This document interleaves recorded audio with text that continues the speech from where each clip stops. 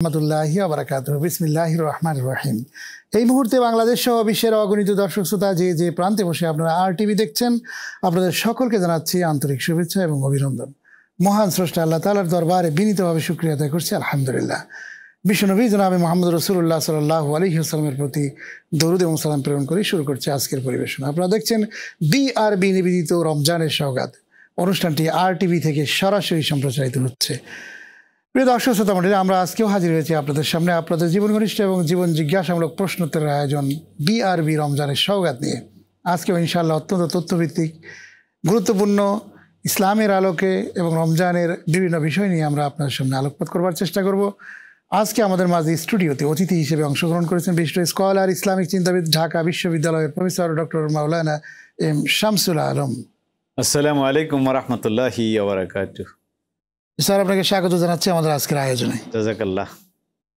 প্রিয় দর্শক শ্রোতা, আল্লাহ রাব্বুল আলামিন পবিত্র রমজানুল মুবারক আমাদেরকে দান করেছেন। এই রমজান মাসটা আমরা সবাই জানি যে কোরআন নাজিলের মাস। শাহরু রমাদান আল্লাযী উনজিলা ফীহিল কুরআন হুদাল লিন-নাস ওয়া বায়িনাতিন মিনাল হুদা ওয়াল ফুরকান। এই রমজান মাস তো হচ্ছে সেই মাস যে মাসে নাজিল হয়েছে মহাগ্রন্থ আল কোরআন। এটি সত্য মিথ্যার মধ্যে একটি পার্থক্য সৃষ্টি করে এবং মানুষের জীবনের জন্য যা কিছু প্রয়োজন সব কিছুই কোরআনে কারিমে আল্লাহ রাব্বুল আলামিন সন্নিবেশন করে দিয়েছেন। তাই এই কোরআন থেকে আমরা কিন্তু ধারাবাহিকভাবে আপনাদের সামনে তথ্যভিত্তিক আলোচনা করবার চেষ্টা করছি। আজকেও ইনশাআল্লাহ আলোচনা হবে। আমরা একজন দর্শকের প্রশ্ন নিয়ে আমরা সে বিষয়গুলোর আলোকপাত করবো। একজন দর্শক লাইনে রয়েছেন। আপনারা টেলিভিশন স্ক্রিনে একটি নাম্বার রয়েছে, সেই নাম্বারে আপনারা টেলিফোন করবেন। মোবাইলেও ইনশাআল্লাহ আপনারা আমাদেরকে পেয়ে যাবেন। আশা করি প্রশ্ন করবার জন্য তৈরি থাকুন, প্রশ্ন করুন। আমরা একটি প্রশ্ন নিচ্ছি। একজন ফোনে লাইনে রয়েছেন। জি, আসসালামু আলাইকুম। জি, কে বলছেন, কোথা থেকে? নাম বলে প্রশ্ন করুন। ওয়ালাইকুম আসসালাম হুজুর, আমি ফরিদপুর থেকে রবিউল ইসলাম বলতেছি। আমার প্রশ্নটা হলো, রোজা থেকে কেউ যদি অ্যালকোহল যুক্ত সেন্ট ব্যবহার করে তাহলে কি রোজায় কোনো সমস্যা হবে নাকি? আর যদি অনিচ্ছাকৃত ভাবে অন্য কারো ব্যবহৃত এই ঘ্রাণ যদি নাকে আসে তাহলে রোজায় কোনো সমস্যা হবে নাকি? অনেক ধন্যবাদ, অত্যন্ত গুরুত্বপূর্ণ প্রশ্ন করেছেন। আসুন আপনার প্রশ্নের উত্তরটি আমরা জানার চেষ্টা করছি। জি, আপনি স্যার প্রশ্নটি শুনেছেন যে আসলে রোজা থেকে যদি কেউ অ্যালকোহল ব্যবহার করা যাবে কি না, বা এই ধরনের সুগন্ধি অন্যরা যদি কেউ ব্যবহার করে তো সেটির ঘ্রাণ যদি আসে তাহলে রোজার কোনো ক্ষতি হবে কিনা? আলহামদুলিল্লাহ, মানুষ খুব সচেতন, প্রশ্ন দেখেই বোঝা যায় এবং এটা খুব প্রাসঙ্গিক। আসলে অ্যালকোহল তো যেটাকে আমরা মদ মনে করি সেটি তো অ্যালকোহল, কিন্তু ওই যে ইয়ের মধ্যে কিন্তু অ্যালকোহলের অংশ আছে, সুগন্ধির মধ্যে। সেটা ঘ্রাণের সমস্যা হওয়ার কথা না। রোজা তো আসলে নষ্ট হয় পেটের মধ্যে যদি কিছু যায় যেটা আপনার তৃপ্তি দেয়, অথবা পানি জাতীয় যদি পেটের মধ্যে কিছু ঢুকে যায়, ইভেন ইনজেকশনেও কোনো সমস্যা হবে না, যেহেতু সেটা আমার পাকস্থলীতে যাচ্ছে না। জি, পরিপাকতন্ত্রে যেটা যাবে না সেই ধরনের কোনো সমস্যা হবে না। সুগন্ধি জাতীয় ভালো সুগন্ধি ব্যবহার করাও কিন্তু এটা রাসূল ইসলাম সুগন্ধি তো ব্যবহার করেছিলেন। জি জি, এবং রাসূল ইসলাম এর পছন্দের তালিকায় সুগন্ধি রয়েছে এবং আছে যে সুনানুল আম্বিয়া খামস। জি জি, মানে নবীদের 5টি খাসলত ছিল সব নবীর, তার মধ্যে একটা হলো আলাইতর, জি, সুগন্ধি ব্যবহার করা। জি, সুতরাং সুগন্ধি কথাটা যেন কি ভাই বলেছেন? দ্বিতীয় ব্যবহার করেছে ওই যে সুগন্ধি যদি কেউ অন্যরা ব্যবহার করে সেটি যদি ঘ্রাণ আসে তাহলে সেটি না ঘ্রাণে তো রোজা নষ্ট হবে না। ইনশাআল্লাহ, অত্যন্ত সুন্দর আমরা জানলাম। প্রিয় দর্শক, আমরা যে বিষয় নিয়ে কথা বলছিলাম যে সেটি হচ্ছে যে আসলে আমরা এই কোরআন থেকে সবকিছু বিষয় কিন্তু পরিষ্কারভাবে স্পষ্টভাবে আল্লাহ রাব্বুল আলামিন জানিয়ে দিয়েছেন। আজকে আমরা একটি বিষয় জানবো যে আত্মশুদ্ধির মাস মাহে রমজান। আমার যদি এবং আমি যদি নিজে ঠিক না থাকি তাহলে কিন্তু আর দুনিয়া ঠিক থাকলেও আমার কোনো কাজে আসবে না। আমাকে আগে নিজেকে ঠিক রাখতে হবে। নিজেকে কিসের মাধ্যমে ঠিক রাখবো? সেটি হচ্ছে আমাদের আত্মাকে যদি আমরা ঠিক রাখতে পারি। আমাদের ভিতরে একটি আত্মা রয়েছে, সেই জিনিসটি নিয়ে আমরা এখন কথা বলবো। জি স্যার, একটি হাদিসে রয়েছে যে আলা ইন্নাফিল জাসাদিল মুদগা, মানুষের দেহের অভ্যন্তরে একটি গোশতের টুকরা আছে, সেটি যদি ভালো হয়ে যায় ওইদা জাসাদু কুল্লুহু ওইদা ফাসাদাল জাসাদু কুল্লুহু আলা হিয়াল কলব। যে বলা হয়েছে যে মানুষের দেহের অভ্যন্তরে একটি গোশতের টুকরা আছে, সেটি যদি ভালো হয়ে যায় তাহলে সমস্ত দেহটা ভালো হয়ে যাবে। আর সেই গোশতের টুকরোটা যদি খারাপ হয়ে যায় তাহলে সমস্ত দেহটা খুবই খারাপ হয়ে যাবে। জেনে রাখো, রাসূল বলছেন যে সেটি হচ্ছে কলব, আলা হিয়াল কলব। এই কলব নিয়ে, একটি অন্তর নিয়ে, নিজেকে নিয়ে আমরা কথা শুনবো। তার আগে একটি ফোন নিয়ে নিচ্ছি। দর্শক লাইনে রয়েছেন। জি, আসসালামু আলাইকুম। ওয়ালাইকুম আসসালাম। জি, আমি রবিউল বলছি। অনেক ধন্যবাদ, প্রশ্ন করুন। হুজুর আমি বলছিলাম যে হারাম টাকার জাকাত হবে কি হবে না? হুজুর যদি হারাম টাকার জাকাত না হয় তাহলে সেই টাকা কি করবে? এটাই। ও, অনেক ধন্যবাদ, আমরা বুঝতে পেরেছি। অনেক ধন্যবাদ। আসলে আমরা জানার চেষ্টা করি যে আসলে হারাম টাকা দিয়ে জাকাত দিলে জাকাত আদায় হবে কিনা। না, সেইটা হলো যে হারামকে ভিন্ন হিসাব করতে হবে এবং হারাম দিয়ে জাকাত দিলে হবে না, এবং হারামটা বিনা সোয়াবে দান করে দিতে হবে। যেমন প্রভিডেন্ট ফান্ডের যে সুদের অংশটা আছে, এটা ওলামায়ে কেরাম পুরো একমত যে এটা আপনি বিনা সোয়াবের আশায় জি জি আপনি দান করে দিবেন। জি জি হারাম সম্পদ কামাইটাই তো হারাম।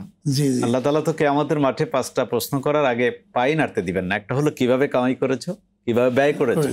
বিদায় আয়টাও হতে হবে হালাল, খরচটাও হতে হবে হালাল। জি জি আসলে হারাম টাকার কল্পনা করাও আসলে আমাদের ঠিক না, ঠিক না। কারণ হচ্ছে যে হালাল খেয়ে ইবাদত করলে কিন্তু সেটা কবুল হবে না।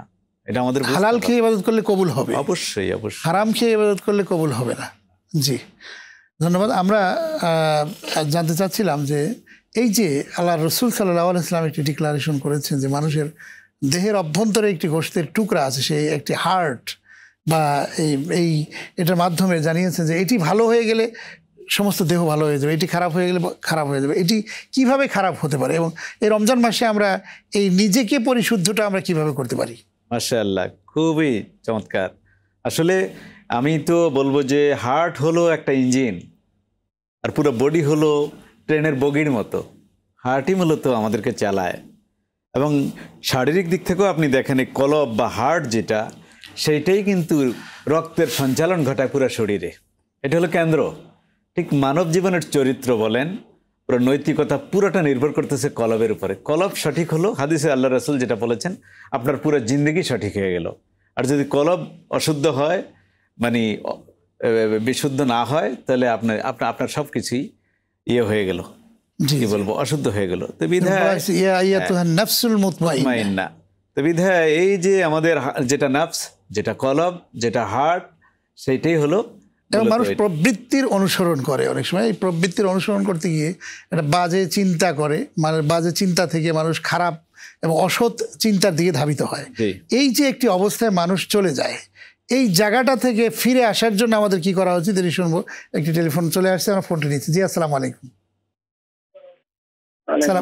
আসসালামু আলাইকুম। জি কে বলছেন, কোথা থেকে? নাম বলে প্রশ্ন করুন। আমার নাম মোহাম্মদ মনির হোসেন, আমি নরসিংদী থেকে বলছি।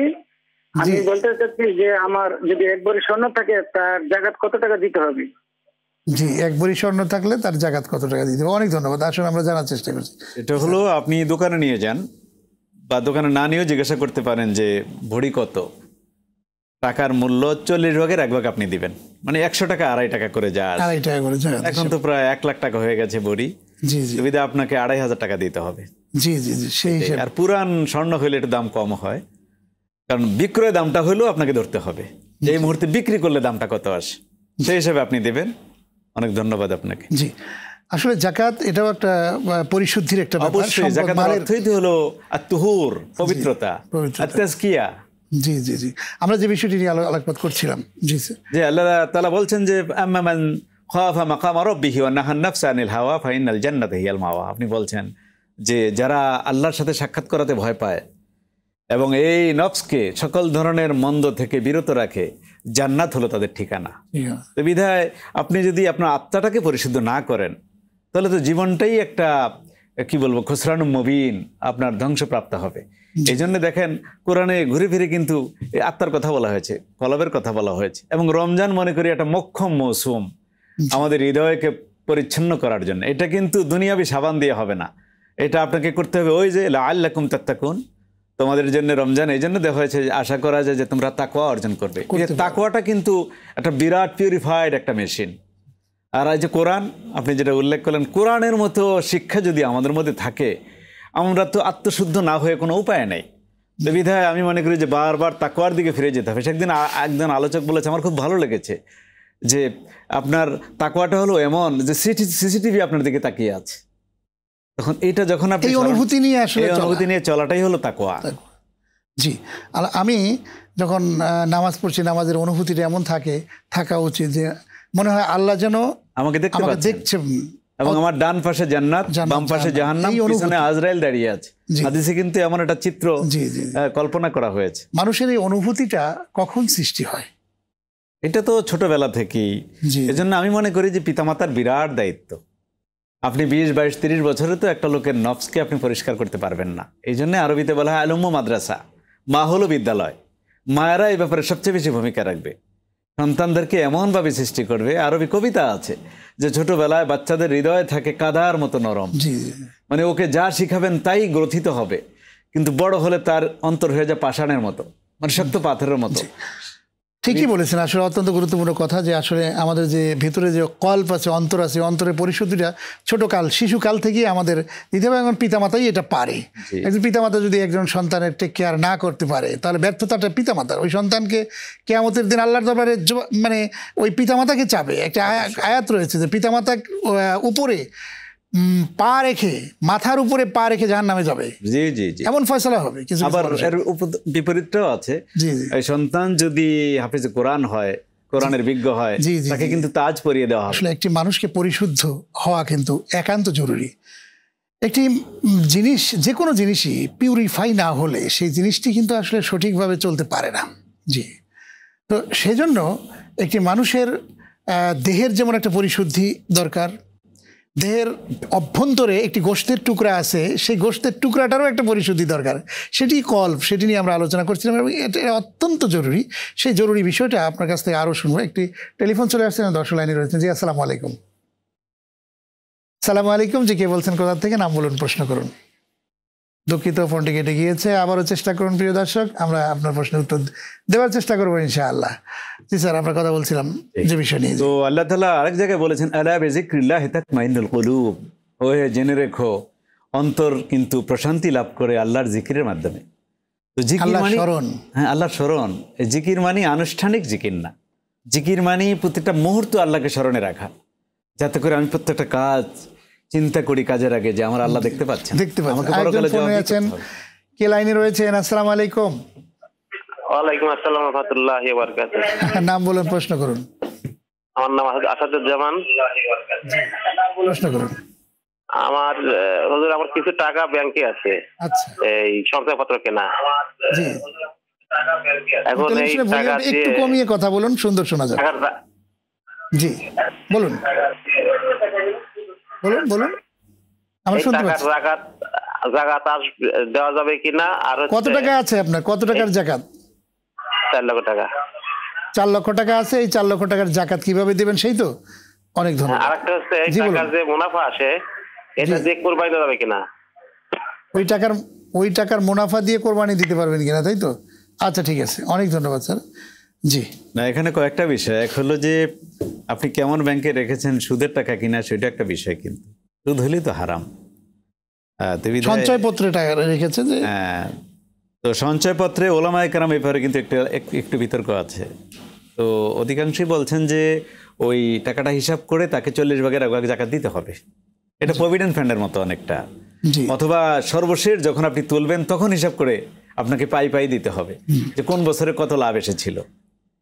বিধায় যদি যাকাতের পরিমাণ টাকার সমান হয়, সেটা হলো যে 1 ভরি সমান, তার মানে এখন যেটা 1 লক্ষ টাকা, তাহলে তার 40 ভাগের 1 ভাগ 2,500 টাকা যাকাত দিতে হবে। জি জি, এটা হলো আসলে আমাদের টাকার বিশেষ করে মাল এবং সম্পদের হিসাব যেহেতু কিয়ামতের দিন আল্লাহর দরবারে দিতে হবে, সুতরাং আপনি কোনভাবে এই টাকাটা রাখছেন, কিভাবে রাখছেন, এটা কিন্তু আপনার আগে চিন্তা করা দরকার। অবশ্যই আগে চিন্তা করব, তারপরে আমি কিন্তু প্রশ্ন কিন্তু অটোমেটিক আপনার কাছ থেকে বেরিয়ে আসবে, এর উত্তরটা কি হবে।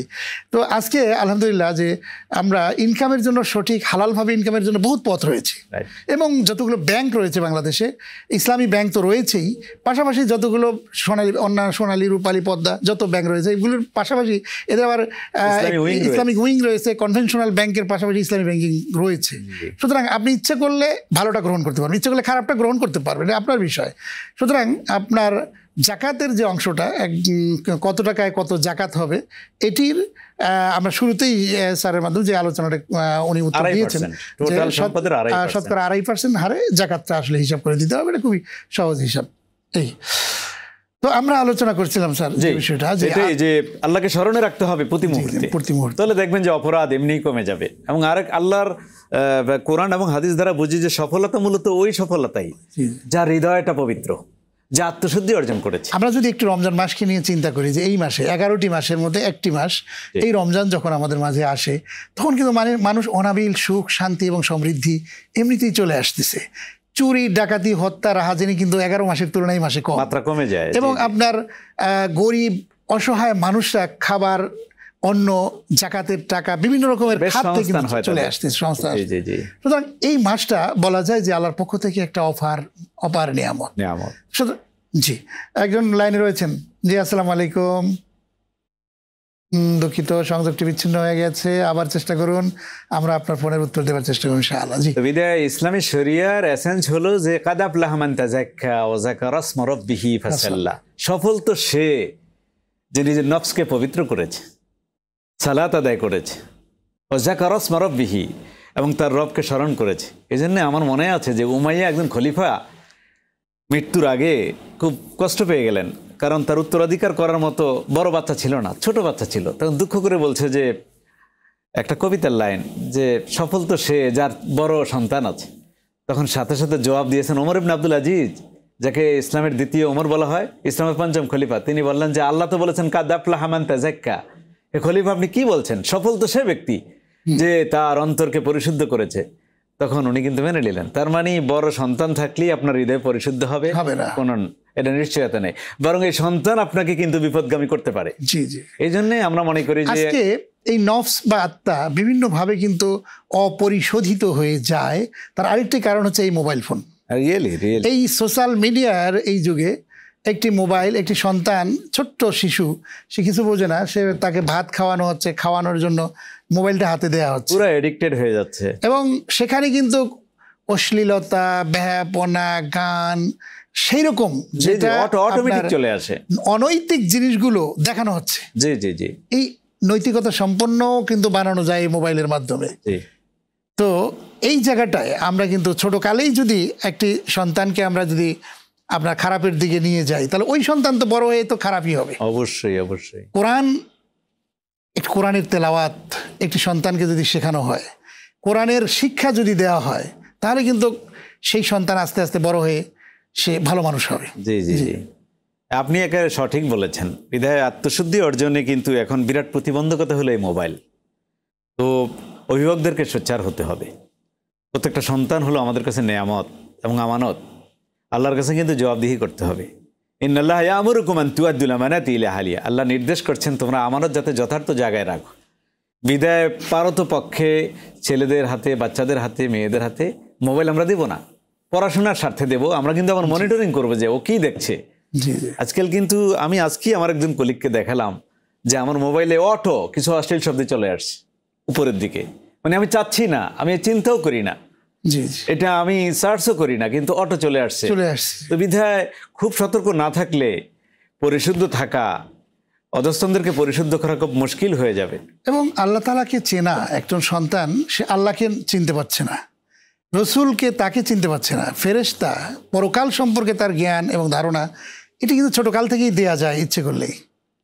আজকে মানে সুস্থ সংস্কৃতি নির্মাণের জন্যও কিন্তু আমরা ছোটকাল থেকে, যেমন একটি ভালো গান, একটা সঙ্গীত, একটা ইসলামী গান, কোরআনের গানও কিন্তু এগুলো রয়েছে, সেগুলো কিন্তু সন্তানদেরকে দেয়া যায়।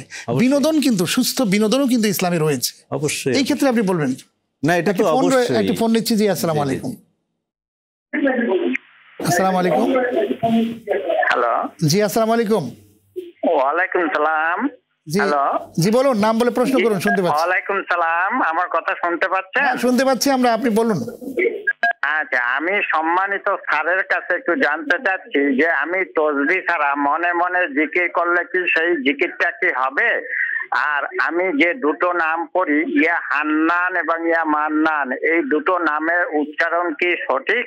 এটা আমি একটু স্যারের কাছে জানতে চাচ্ছি। জি, অনেক ধন্যবাদ। আসুন আমরা জানার চেষ্টা করছি। জি, মাশাআল্লাহ, আপনি ঠিকই বলেছেন। এবং আল্লাহ রাসূল এবং তার সাহাবীগণ তাসবিহ নিয়ে জিকির করেছে, আমাদের জানা নাই। বিধায় আপনি যে জিকিরের কথা বলছেন, এটি তো আসল জিকির। আপনি হৃদয় দিয়ে অনুভব করবেন, মনে মনে জিকির করবেন, মনে মনে মুখেও উচ্চারণ করেও বলা যেতে পারে অবশ্যই। তবে সবচেয়ে বড় কথা যে আপনি যেটা বললেন যে এখানে যাতে আমার সবসময় থাকে যে আল্লাহকে স্মরণ করছি, আল্লাহ আমাকে দেখতে পাচ্ছেন, এইটা কিন্তু একটা বিরাট সেন্সের বিষয়। এটা তাকওয়ারও একটা বলছেন ইয়া হান্নান ইয়া মান্নান, উচ্চারণটা ওনার ঠিক আছে না? উচ্চারণ আপনার ঠিক আছে ভাই, এই দুইটাই আল্লাহর সিফাত। আল্লাহর যে 99টা সিফাতি নাম আছে, এই দুইটা অন্যতম নাম, ইয়া হান্নান ইয়া মান্নান। জি জি, আল্লাহকে মানে স্মরণ করা, বিশেষ করে আল্লাহকে রব হিসেবে যদি কেউ স্মরণ করে, আল্লাহ তাআলা কোরআনে বলেন ইন্নাল্লাযীনা ক্বালু রাব্বুনাল্লাহু সুম্মা ইসতাকামু তাতানাজ্জালু আলাইহিমুল মালায়েকাতু আল্লা তাখাফু ওয়া লা তাহজানু ওয়া আবশিরু বিল জান্নাতিল্লাতী কুনতুম তুআদুন। নিশ্চয়ই যারা আল্লাহকে রব হিসেবে স্বীকার করে এবং নিজেরা স্থায়ী থাকে সেটার উপরে, ইস্তেকামাত থাকে, মানে মজবুত থাকে, ওই জান্নাতের সুসংবাদ।